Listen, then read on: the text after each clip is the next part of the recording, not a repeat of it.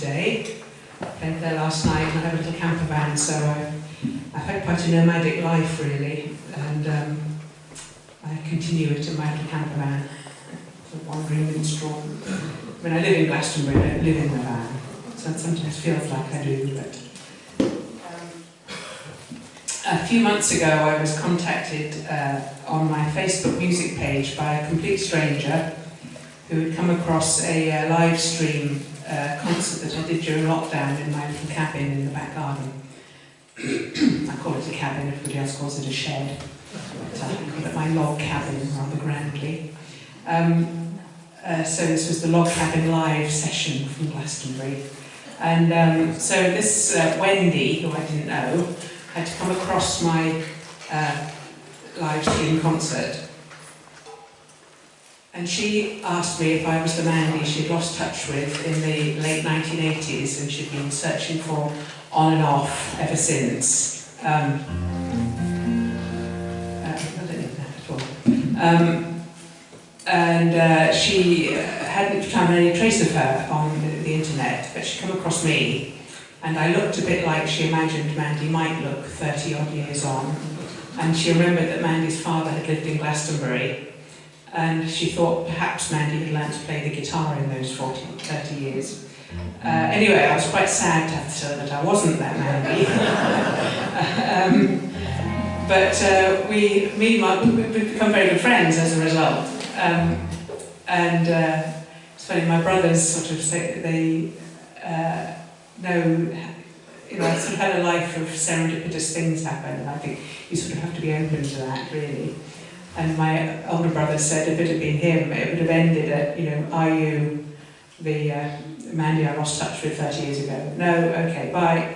But no, it wasn't that. We've become very good friends, and she lives in Sweden now. So I became quite intrigued by her quest for Mandy, and I wrote a song about it. And then she became inspired by my song and redoubled her efforts to find Mandy, and found her. Which, yes, it was good, except that it invalidated the song, so I was but anyway, I rewrote the song in a more general way, so she was happy because she'd sort of got two Mandys for the price of one, and I got a song out of it. So this is the song, it's called Old Friend.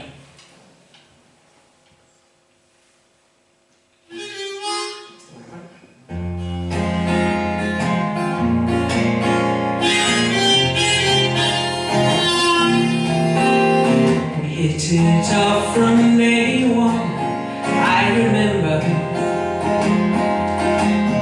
And girl, we stuck like super glue together. Innocent daredevilry, lawless teenage revelry. Not a doubt that we'd be friends forever. Somehow, sometime, it all changed. 2 years on, we went our separate ways. I've drawn a blank on when or why, but now you just won't leave my mind, and I'd give the world to see your face again. Where'd you go?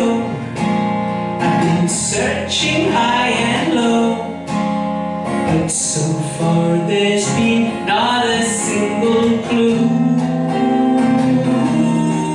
It's like you don't exist at all. Maybe you never did before, and I just dreamed those crazy years with you.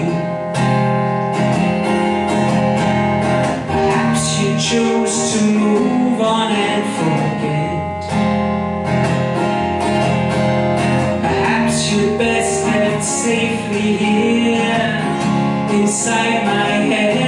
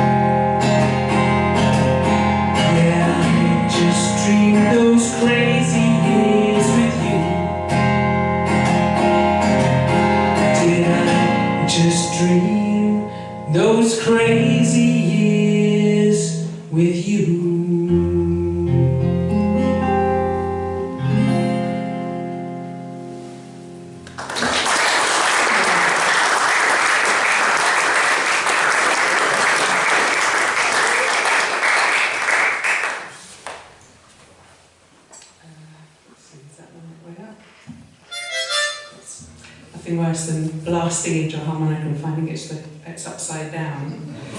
I was telling somebody that this evening, I can't remember who, but somebody was asking about this harmonica holder, and it's made out of, I didn't make it, I got it on Etsy, but when I saw it I had to have it, as with so many things on Etsy. It's made out of an Irish whiskey barrel.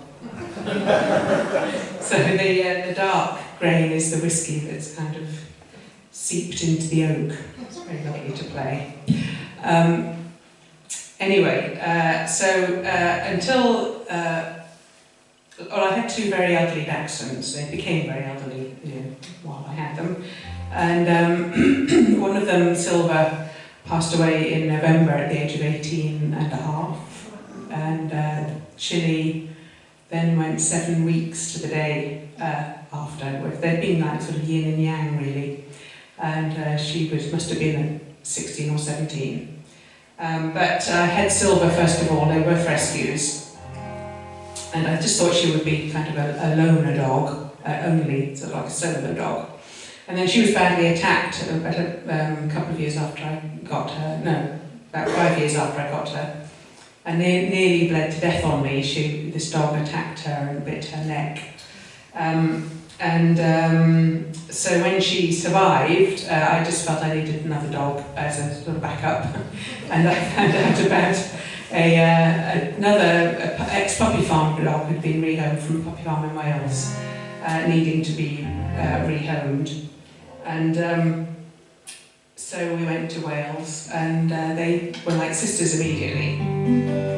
So it was a very happy sort of result of a very negative thing that happened, and they grew all together, and it was very difficult when they went, but I have another little Chihuahua Yorkie rescue. I got her kind of a year ahead. We called them her great aunts for the year that she knew them. Anyway, this is the song I wrote about Silver and Chili getting together. There's a cartoon version of it on YouTube. It's called The Lonesome Miniature Hot Dog Blues.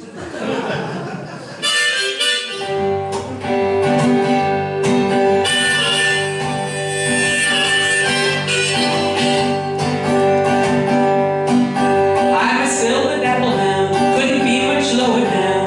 My legs keep my body just a whisker off the ground. I got the lonesome miniature hot dog blues.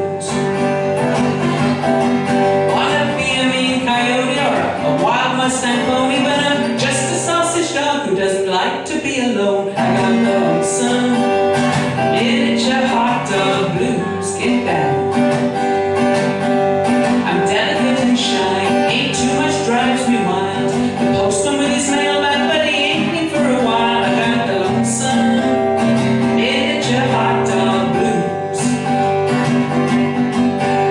I'd love to see my tail and chase it every day, but my to be too doggone far away. I got the lonesome miniature hot dog blues. Walk that dog.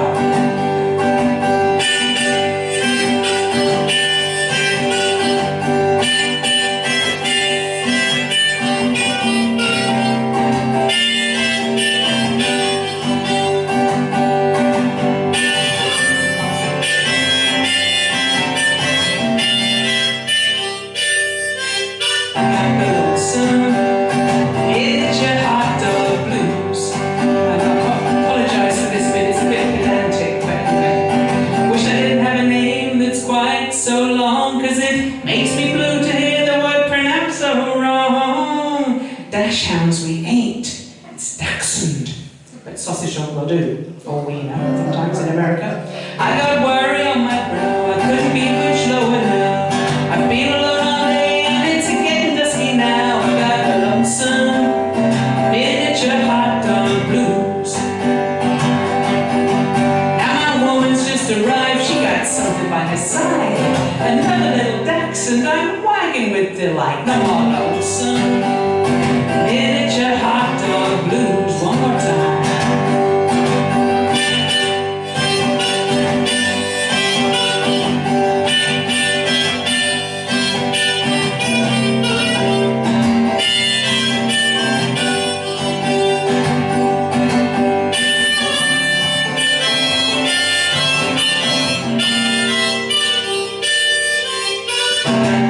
lonesome miniature hot dog blues. I got the lonesome miniature hot dog blues. I got the lonesome miniature hot dog blues.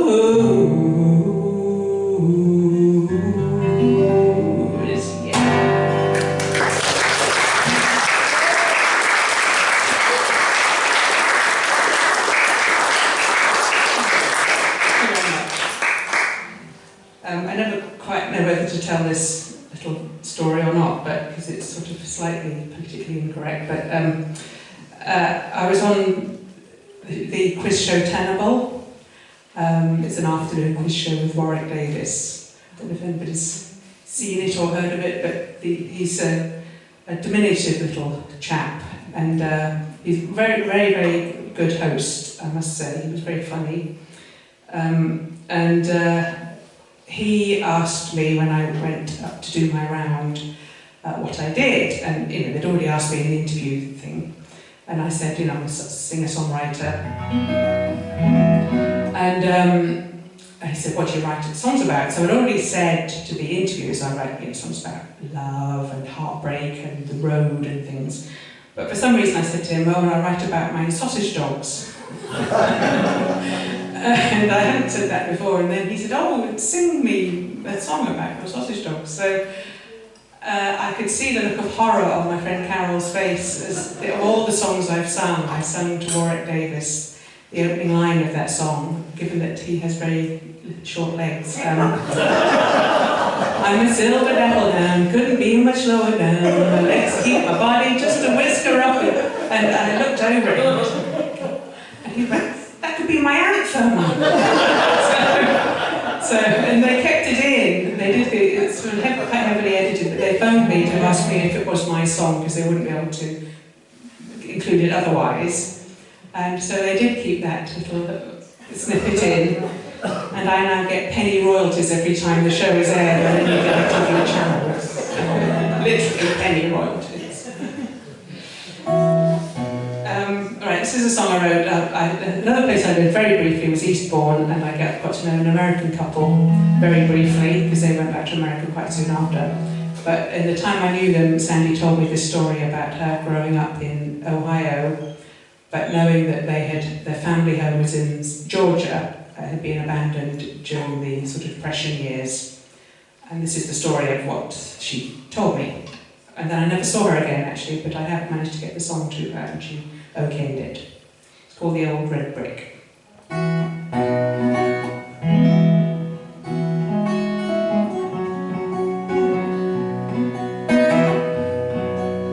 An old red brick kept by the hearth, worn with age, its edges charred. She took it from her great-grandfather's house.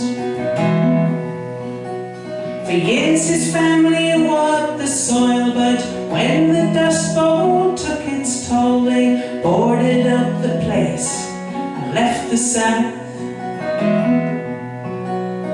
Good and bad times, rich and poor, that sturdy house absorbed it all. Every second lived within its walls,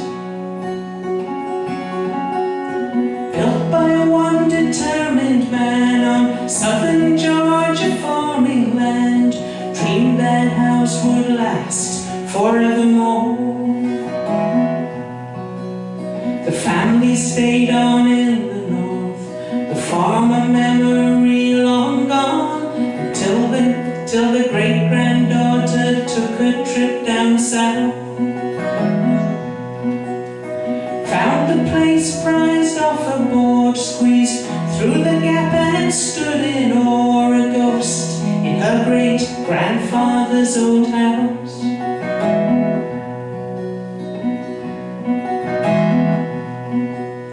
Signs of life were everywhere she turned,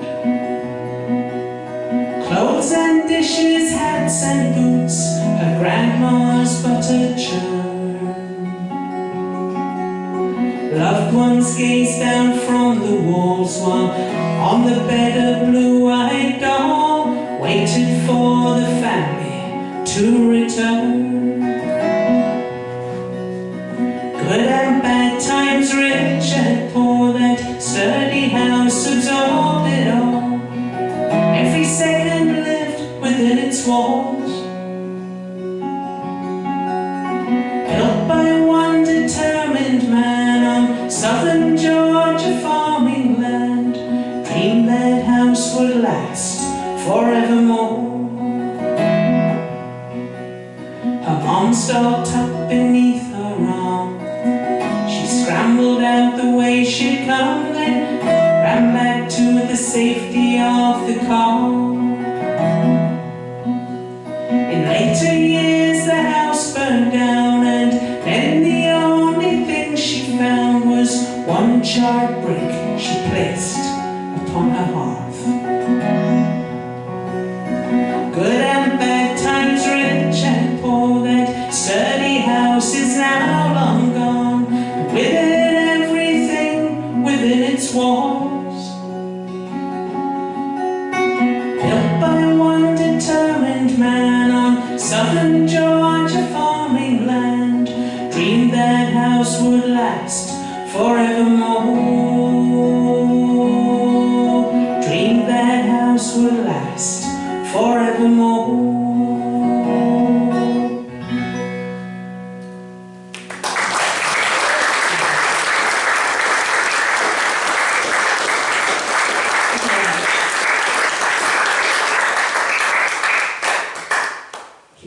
I'd forgotten I was able to get an email with the song to her, and she sent me, I've completely forgotten this, so I looked up the other day, a photograph of the doll with a new dress that she'd made for it in the style of the old one that had become sort of all torn and falling off, and a picture of the brick as well. So I have those mementos for the song. It's quite touching, really. This is the story of my family house, this one. My father renovated in the 70s in Oxfordshire, and it became the family house for 40 years. Then when my brothers and I came to sell it, when Mum was in a care home, it was quite a wrench, really, because there was still a lot of bad about it. So I wrote this song to keep it in our memory. It's called This House.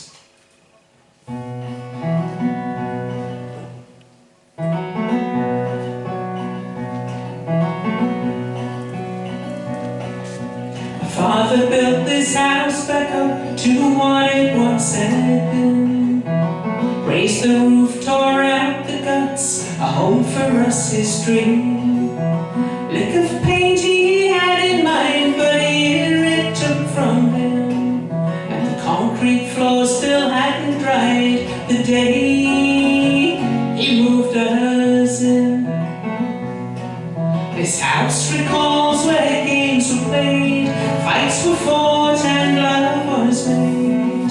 Everything we ever did, these solid walls retained. Now it's just me here alone. I think back to those days long gone. Bittersweet the thought that time can never be replayed.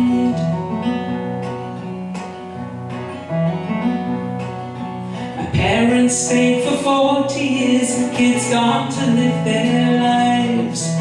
Ups and downs they went through here, never left each other's side. When the stroke came in the night, it was here it cut that down. 4 years it took for him to go,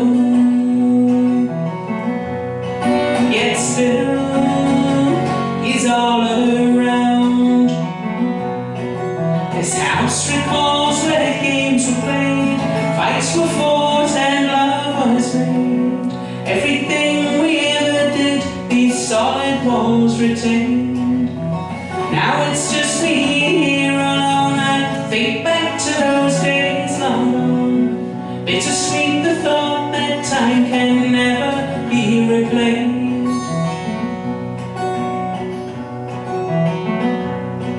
These walls are now an empty shell, the lifeblood mostly gone. Soon the time will come to sell and pass the baton on. For we are not the only ones with memories that remain. Before us families call this home, and others will again.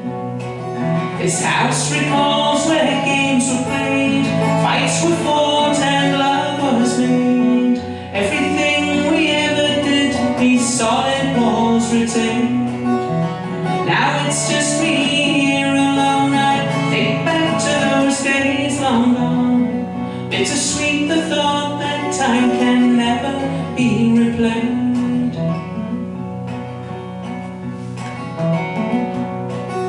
My father built this house back up to what it once had been. A nest for us to grow up in, and all too soon to leave.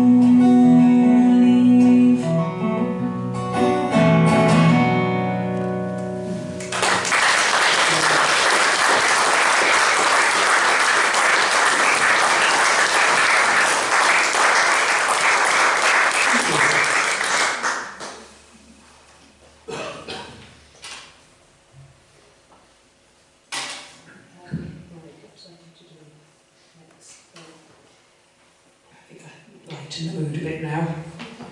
Well, this wasn't very light actually at the time this happened, but I got a song out of it, so that's the main thing. It is on YouTube, and some people have not heard of this person, but I think you get the gist of it anyway, even if you haven't.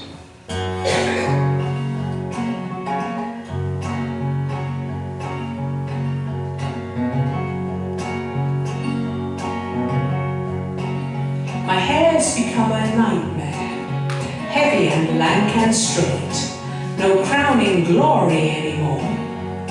It's everything I hate, so I Google women's hairstyles, 'cause I'm sick to death of this.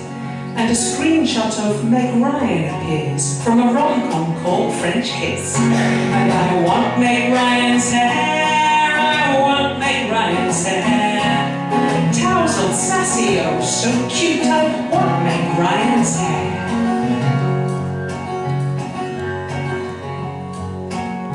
That's the look I've longed for, choppy and perky and blonde.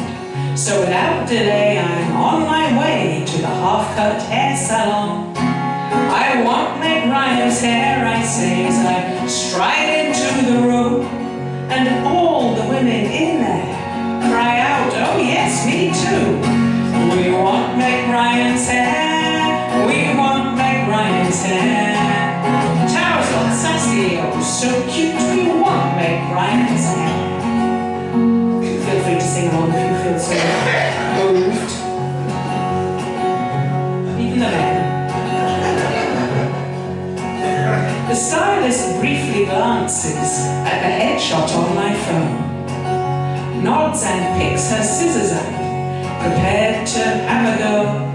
I sit back as she cuts my hair, but though she's really trying, when she holds the mirror up, there's no sign of Meg Ryan.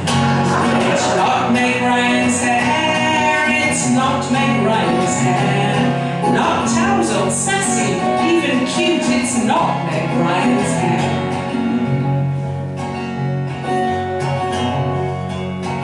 With the back left long and the top cut short, the style she's given me looks nothing like Meg Ryan in any film I've seen.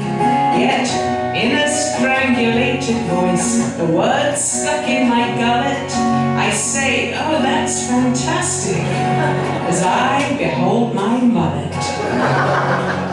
And it's not Meg Ryan's hair, it's not Meg Ryan's hair. Not tousled, sassy, even cute, it's not Meg Ryan's hair.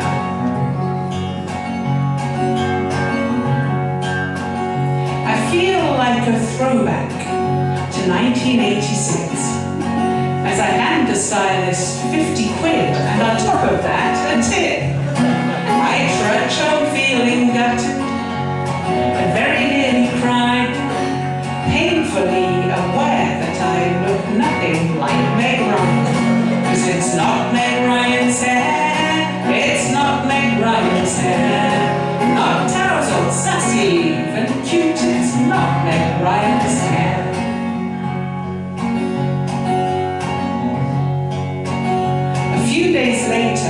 despair, I find a new salon. This mullet has to go, I say. Everything about it's wrong. I leave there with a crew cut, and inside I'm slowly dying, along with any dream I had of looking like Meg Ryan. I wanted Meg Ryan's hair, I wanted Meg Ryan's hair. Was I just a megalomaniac to want Meg Ryan's hair? Maybe.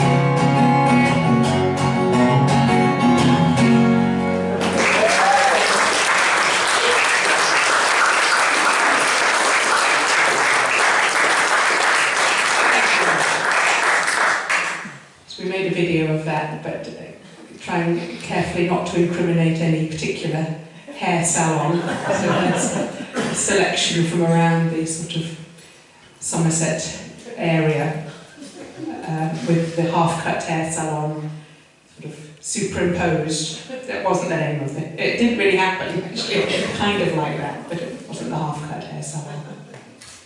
It was a friend of mine who used to cut my hair, and she would only cut it after she'd had a couple of glasses of wine. And so I said, if you had a hair salon, it would be the half-cut hair salon. So I got chatting to an Irish harpist in Glastonbury on the High Street, as you do. Tim Raven is his name, and he was telling me about the ash wood harp he's had made in Ireland. And we got talking about how ash is, quite not so common these days because of ash dieback, and the same with elm. And he then told me that in Norse mythology, ash and elm are viewed as the parents of the human race. So we thought it would be a good, there must be a song in there somewhere. So I went home and did some research, and I came up with, well, quite a lot of research, really, quite a lot of writing and rewriting. This is the result. In Norse mythology, ash and elm are Ask and Embla. So this is called Ash and Elm.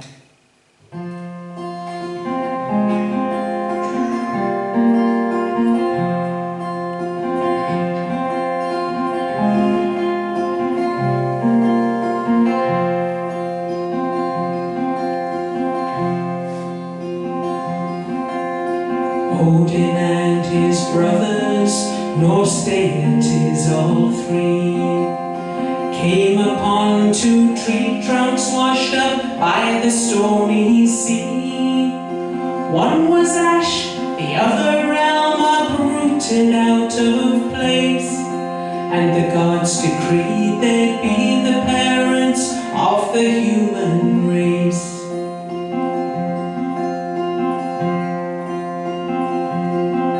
Life-giving gifts the gods bestowed upon the ash and elm. Breath they gave and understanding, hearing, sight and smell. Touch and taste they blessed them with, and lastly human looks, as Ask and Embla found themselves with feet where once were roots. Ash and elm, Ask and Embla, two beloved trees, parents of the human race, they're part of you and me.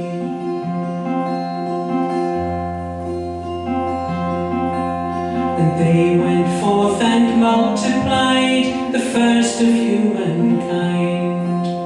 In every corner of the world their offspring you could find. But in the 1970s, a deadly elm disease left the landscape stripped for good of 60 million trees. Ash and elm, Ask and Embla, two beloved trees, parents of the human race, they're part of you and me.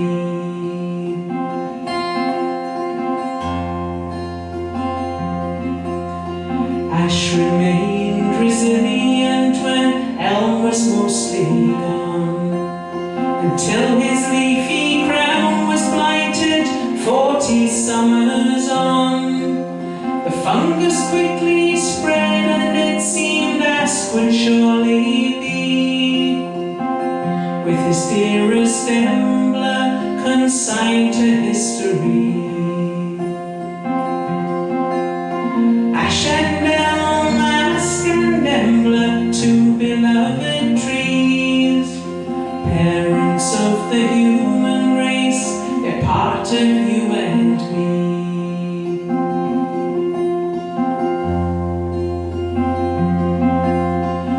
Stands for protection, healing and rebirth.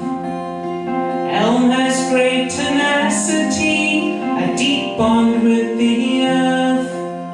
Amid the devastation, some manage to survive. Parents of the human race, keeping hope alive.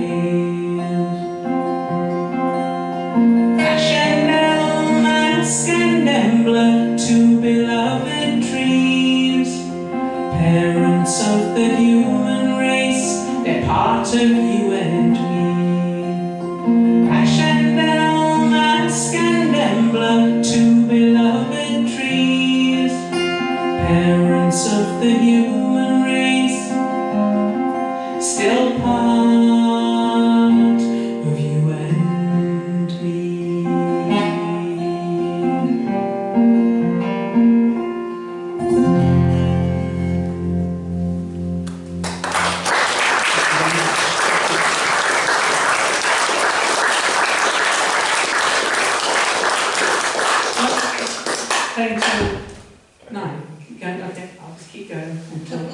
Until that hook drives me off.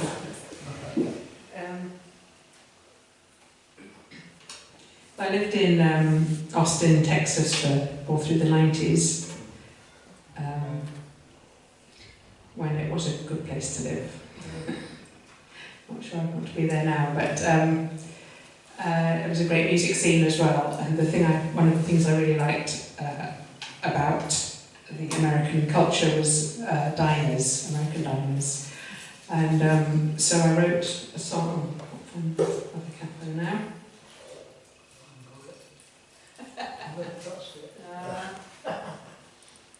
You're right. So the thing I like everything about diners, including the fact that if you go in with friends, you go and sit at a table and it's all very sociable, but there's a lot of people going on their own and sit up at the chrome counter and just have a newspaper or something to make them look like they're not on their own.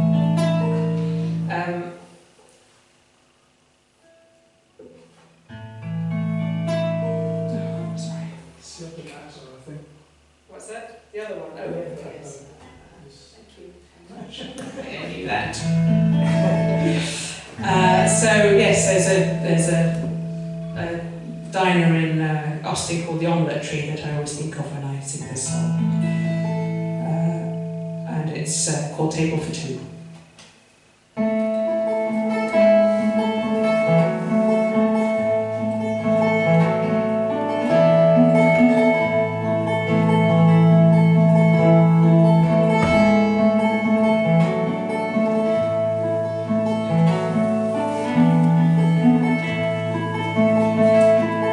Sitting alone at the counter again.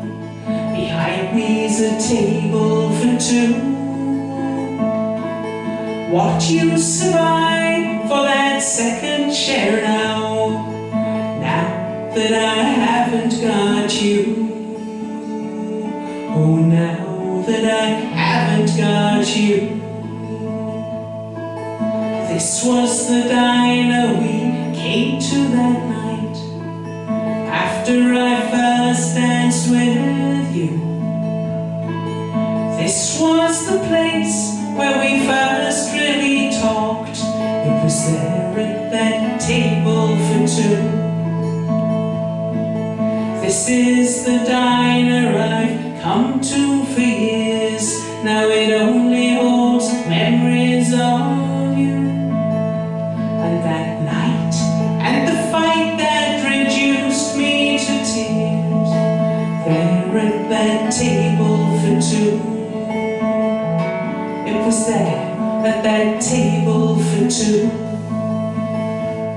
So I'm sitting alone at the counter again. Behind me's a table for two.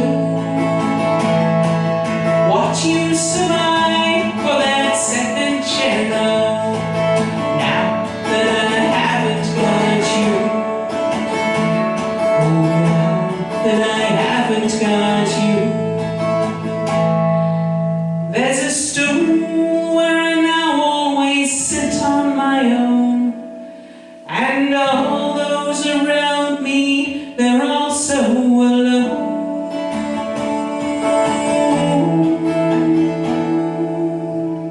At the counter I tend to think less about you than I would if I sat at that table for two.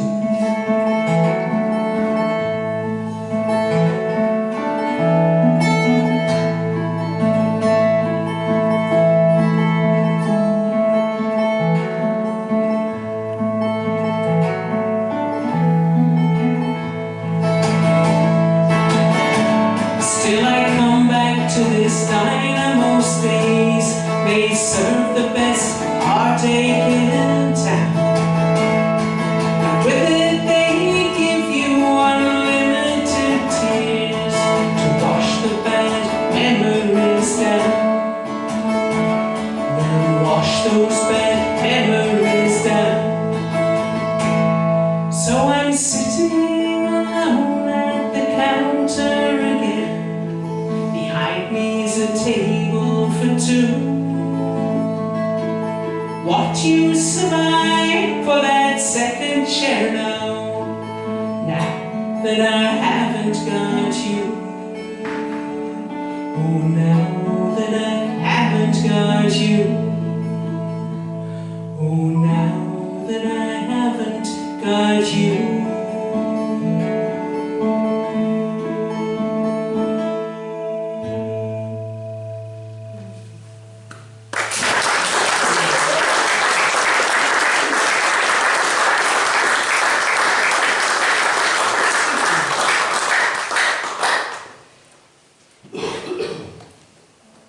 I'm continually going in for competitions, and, well, you can tell, being untenable, but song competitions as well. And this one came up that was a 3-minute competition. You had to write a song that came in at under 3 minutes. And it was from Glastonbury in the North York Moors. And the reason they have this 3-minute competition, there was also a category for drama, a 3-minute play and a 3-minute short story. And the reason is that the train stops there and then sort of turns, goes back, and it's just there for 3 minutes, and somebody thought it would be nice to entertain the passengers while they're sitting there for 3 minutes.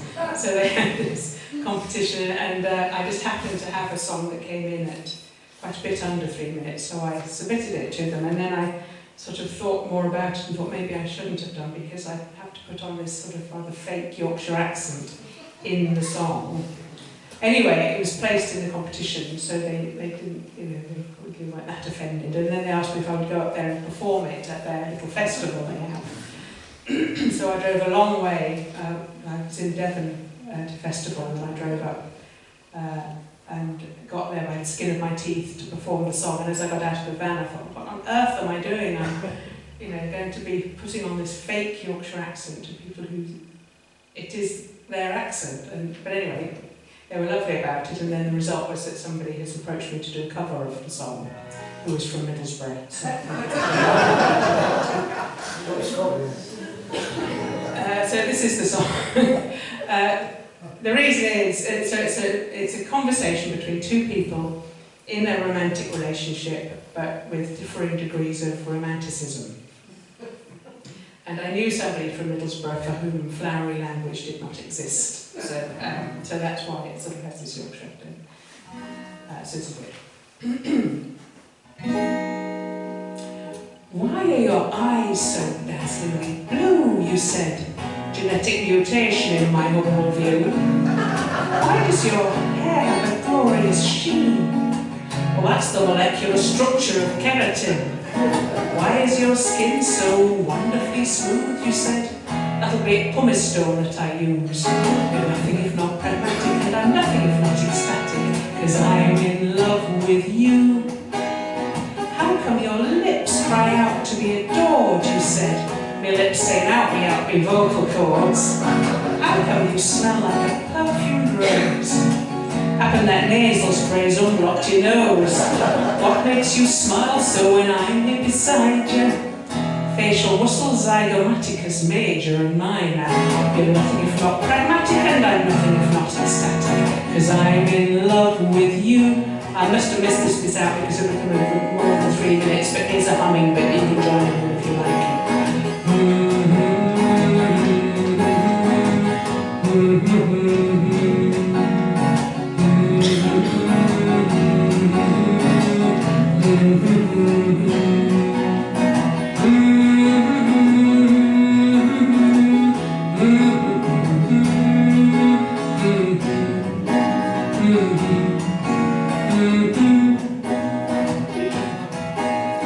Why do you blush so sweetly when I'm near, you said?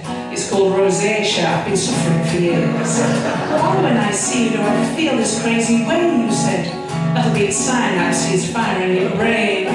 How did I come up with this heartfelt laudation, you said? It's called an overactive imagination. You're nothing if not pragmatic, and I'm nothing if not ecstatic, 'cause I'm in love with you. Oh yeah, I'm nothing if not pragmatic, and I'm nothing if not ecstatic. Over the moon, 'cause I'm in love with you.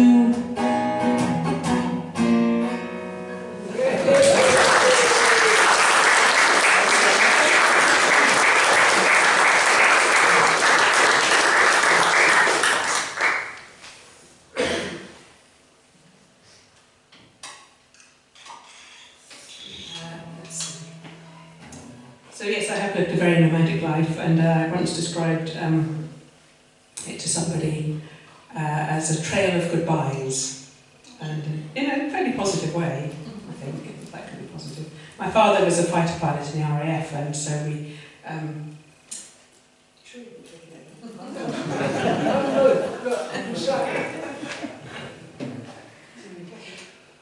I normally have a little tray in front of me, but I forgot to I think I've got it.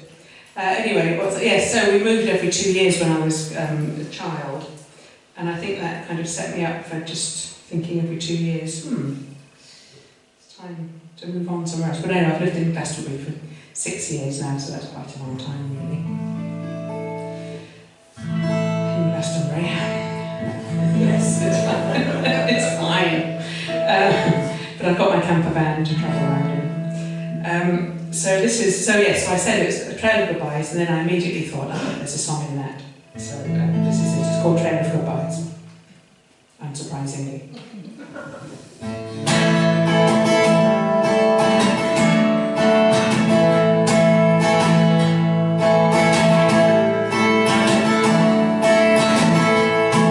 This life's been a trail of goodbyes.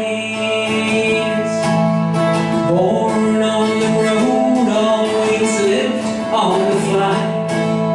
Ain't one to stay round too long.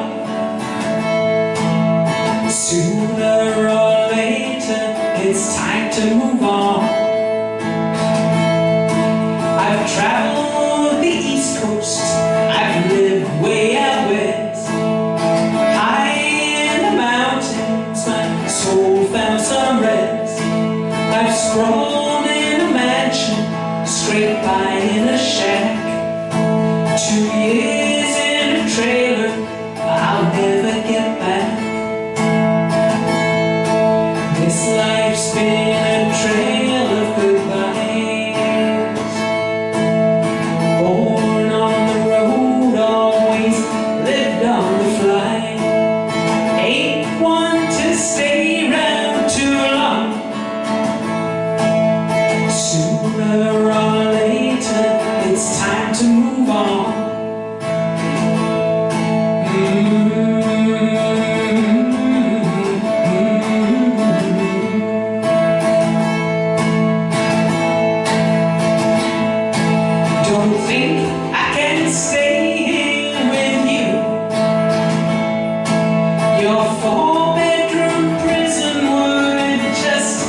never do. Don't think that I'll change in good time. Let go of that dream and I'll keep living mine.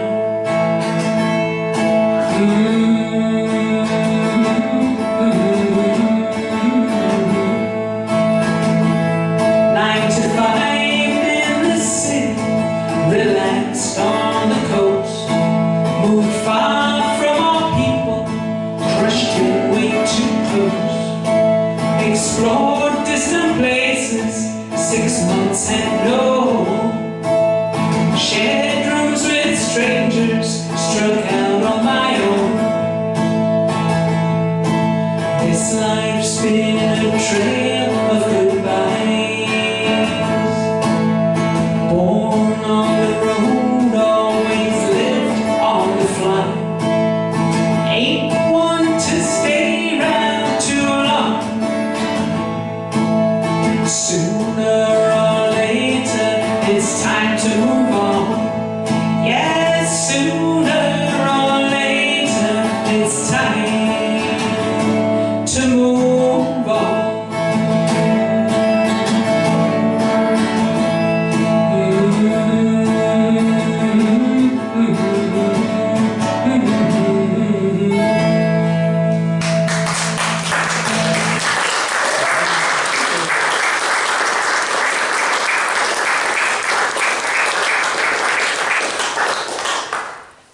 Thank you very much. Thank you. Thanks so much for having me tonight. You've all been lovely. I've only got a very little camper van, but I'd take you all home with me. It was one of those RVs that Dolly Parton tours in. But thank you anyway very much. This is the sort of title track of my CD. It's called The Possibility View, but the CD is called Free Spirited Like Me, which is a line in the song. And I explained that the other day as I was about to sing it, and then I managed to leave out the verse with Free Spirited Like Me. So it made absolutely no sense whatsoever. I'll try and mention it. So thank you very much again, and enjoy the rest of the evening. Greg.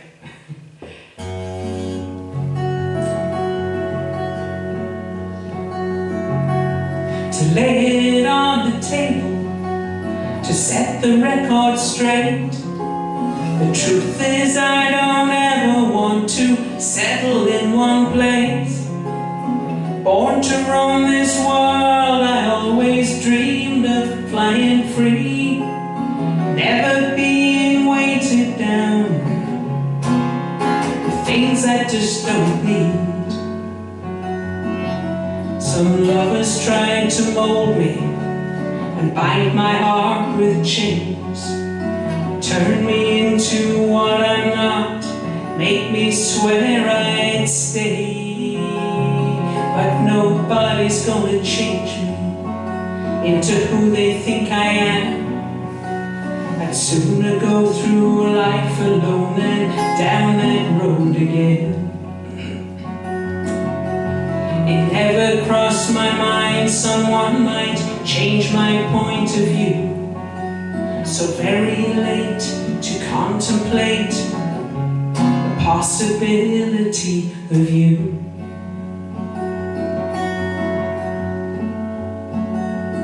They say nothing is impossible, and I guess it must be true, for the odds were close to zero of running into you.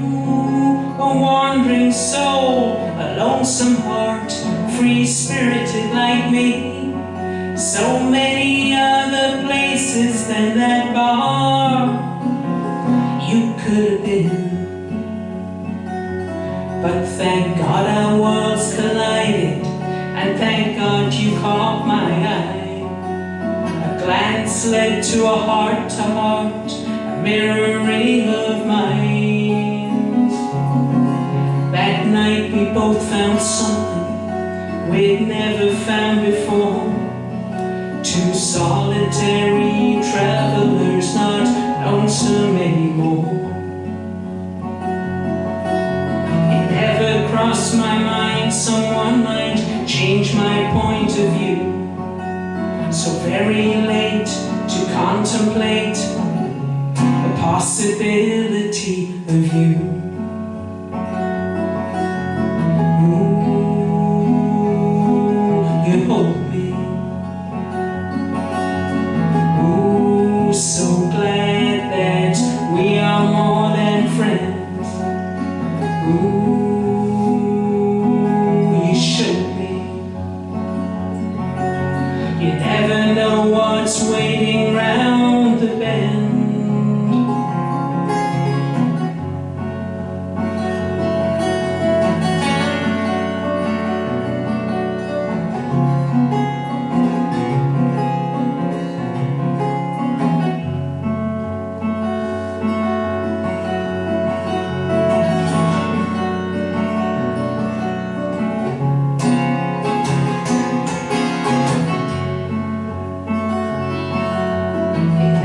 Cross my mind, someone might change my point of view. So very late to contemplate the possibility of you. The possibility of you.